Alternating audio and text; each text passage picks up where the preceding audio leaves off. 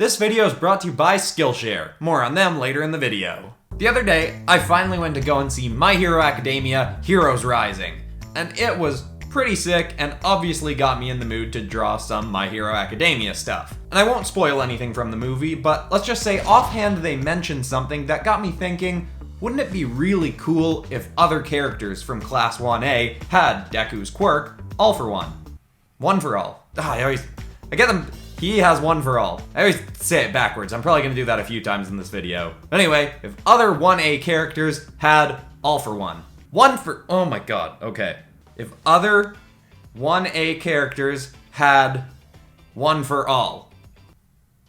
Got it. Now, Todoroki was one of the characters that I knew for certain I was going to draw. I love drawing him for so many reasons, both because I just love the character, I think he's a well-written character, but also the visual design is really great, his abilities lean into some really cool ideas, and I like that his costume is really simple, and then he's got some very stark design elements that really make him stand out. His hair being split, his burn, it's super cool, and, you know, I just really wanted to draw him. And I don't even make him as overpowered looking as I probably should have when I gave him one for all, because I really could have gone way over the top. He's done some awesome stuff in the anime and manga even without having a super over the top ability. I mean, his power is a bit over the top, but not...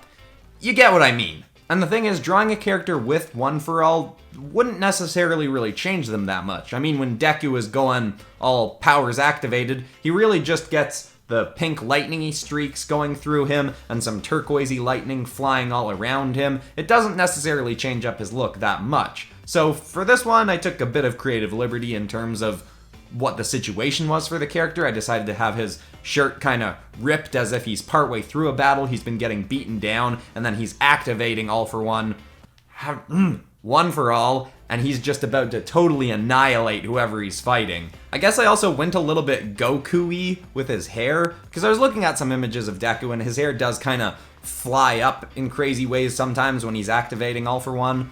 Oh my gosh, one for all. I don't know why my instinct is to always go the other way around. One for all. One for all is the good one. But anyway, you can see I was also adding a little bit more environment stuff in this one. I've been leaning into that a little bit more in my videos lately, doing less of the characters just standing on a round sort of platform thing, actually putting a bit in. I'm doing the, you know, my lazy environments, which is just doing mountains, but I'm also playing again with atmospheric perspective a little bit, like I was doing in the collab video I did with the box office artist the other day. If you haven't seen that one, it was a super fun video, I'll link it somewhere. But I feel like I'm getting to a point where I want to flesh out the drawings a little bit more and more each time. I mean, I'm drawing so much more now than I used to because this channel's my full-time job that I just want to push it a little bit more, stop doing the same thing all the time. Can't do the same thing for too long without wanting to push out of that a little bit and explore some other stuff. But anyway, as this drawing was coming together, I was starting to worry that it was a bit too busy because we've got the ice coming up, we've got the fire kind of exploding around his hand, we've got the lightning going around his face. It felt like a lot. I end up changing the background up a bit after the time lapse is finished, but I think it ends up being one of the better ones, but it does have a lot more going on than I usually do in one of my drawings in terms of particle element kind of stuff.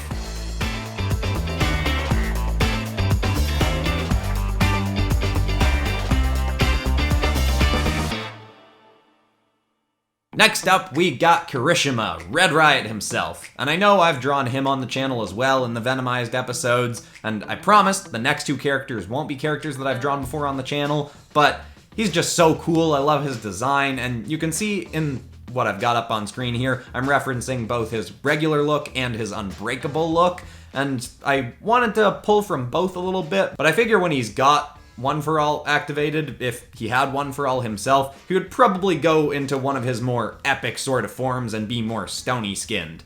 Now with this pose, it came to me quicker. The mouth was a bit of a pain to draw. I ended up redrawing his head a few times, and I don't think I totally nailed it with the mouth. That is this kind of pose is a sort of awkward one to draw that I don't draw super frequently. I should be better at it, but it's just not one that comes up a lot, so I don't have as much practice with it. I like it enough, it's just one of the weaker parts of the piece. Now with this one, I take a little bit more creative liberty with the look of One For All, because I give him both the pink lightning-y streaks on his body, and then I have pink lightning-y streaks kind of going around him as well, instead of the turquoisey ones. I just kind of wanted to keep the color palette a little bit more separate in terms of the background and the character. I was going to make the background a little bit greenish gray, and then make the character obviously is mostly red and a bit of orange for his skin tones. And while it's not exactly an accurate portrayal of the look of One For All, I think it makes the piece look a little bit better. And this one I really like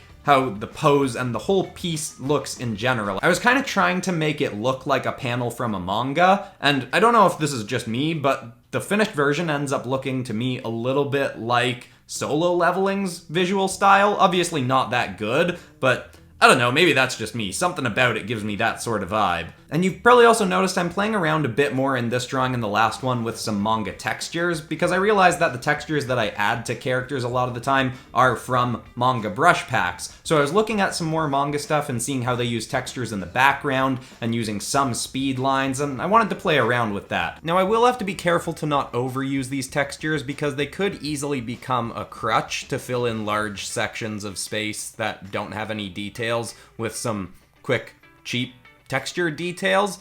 But, I mean, on the other side of that, if it works, it works. Just because something's easy to do doesn't mean it's not making a piece look better. So I'm definitely going to experiment with it, see how much or how little I want to use it in the future, but it's a fun thing to mess around with, and I think it did enhance this piece.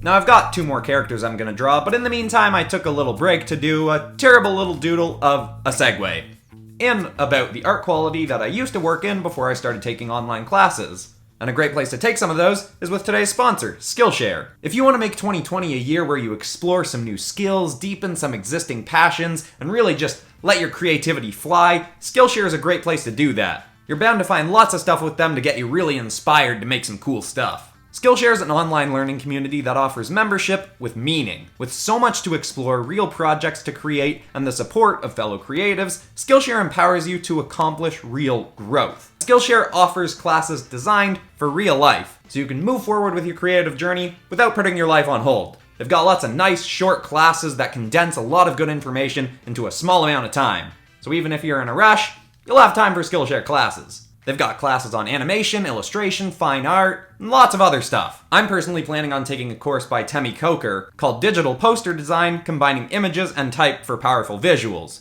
To up my game a little bit in terms of designing my images with the text and images all coming together in a really appealing way. Skillshare is also super affordable, especially when you compare it to most other stuff, like in-person classes, university classes. With an annual subscription, Skillshare is less than $10 a month. And because Skillshare is sponsoring this video, the first 500 people to click the link in the description will get 2 free months of premium membership. And that can really get your creativity rolling. So be sure to check them out. But for now, back to more My Hero Academia. Next up, we have got Mina Ashido. As promised, some characters that I've never drawn on the channel before. And Mina's not exactly a character I'm normally, drawn to drawing, but I had a blast with this one, and I think it's probably my favorite of the video. And part of that ends up being because I don't go as over the top with some of the particle stuff flying around the character. I mess around with it near the end, but I think this one works out better because it's a little bit simpler and crisp and clean. And you can see I am messing around with her design a little bit. I'm taking some creative liberty, as if having One For All would give her horns a little bit more edginess to them, make them a little bit more sharp and devil-like, and make them a bit bigger. Another thing that I do that I think ends up working really well is the pink lightning-y streaks that you get when you're activating One For All. I replace that with the sort of white... What is it? Is it a mask that she's got on, or is it white paint? Whatever that is, I replace that with the pink streaks of One For All, and I think that works really well. I really like Mina's eyes, because she's got the really cool kind of, the whites of her eyes are inverted to be black, and then she's got just, her eyes are some really nice contrast. I like that look in a lot of characters where the whites of their eyes are changed to black. With this one, I also lean into some really thick exterior lines to the characters, as mentioned again in the video I did with James, the box office artist, the other day, when I was looking at his artwork and seeing that even though his art is very realistic, he does do really thick outlines to the character. I was like, I should experiment more with that. I talk about doing it, but really I don't play around with it as much as I could. So I really lean into that in this one, and I think it looks much better because of it. You can also see that I've changed the look of her costume a little bit. Instead of being green with the purple splotches, I made it green and with the pink lightning-y streaks from One For All. I think that works pretty well. I thought about having both, but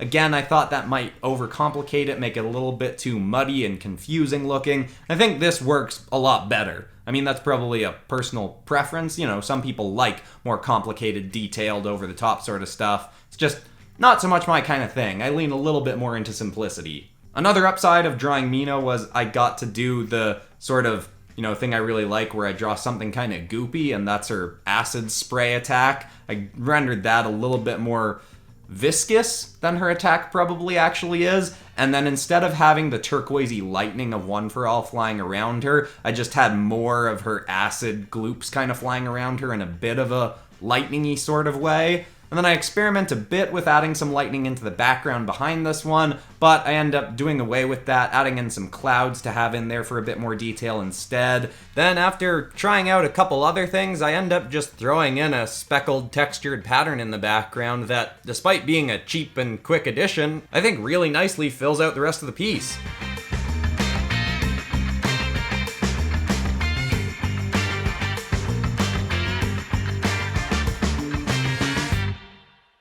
Now, because I went a little bit more reserved with the last one, and I feel like I do like how a lot of these drawings have turned out. I feel like I haven't gone over the top enough in terms of what people could do with One For All, because it really is an over-the-top, insane power. So I was like, okay, let's go bigger with this one and go crazy with some lightning and draw Danky Kaminari, because the visual cues for One For All are pretty lightning-y based with the pink lightning streaks and the turquoise lightning streaks, and Denki's whole thing is lightning. So let's just really lean into that, and I mostly used his colors for the lightning, and then I wanted to have some lightning-y streaks coming from his eyes and a huge lightning explosion in behind him, and you can probably see I redraw his face about 20 different times. I don't know why I was having such a hard time with it, but it just was not coming together. It even got to a point where I ended up just stopping the screen cap and drawing it a few more times because I figured it would be boring watching me redraw his face a million times.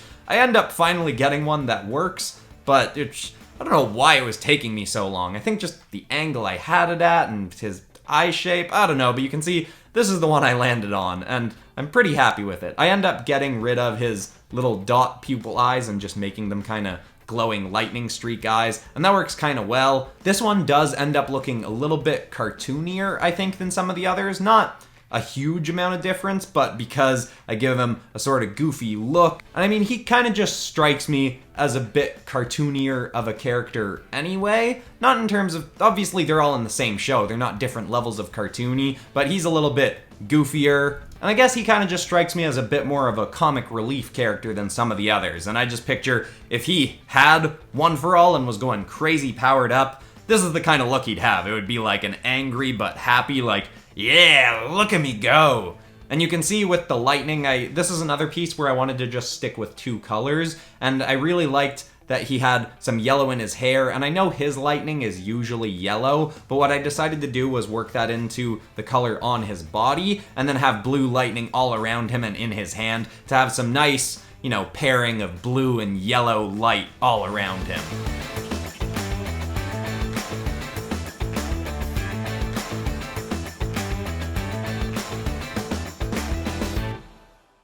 Man, I love drawing My Hero Academia characters. I mean, I definitely like how these two turned out better than those two, but all of them were a lot of fun to draw. Now, if you've got other suggestions for mashup ideas like this, or, really any pop culture crossover kind of thing, let me know in the comments below, because, that's where PopCross comes from, pop culture crossover. So I've done stuff like Overwatch characters in D&D, Venomized My Hero Academia characters, Spider-Man characters in the Star Wars universe, and then lots of other kinds of videos on here too. So make sure to subscribe and ring the bell to get notified when videos like this are coming out, leave your suggestions below, and thanks so much for watching. And thank you to Skillshare for sponsoring this video. But that's all for today. I'm Christian Pearson. This has been PopCross Studios, home of the nerdiest art videos on YouTube, and I will see you all in the next one. Goodbye, everybody.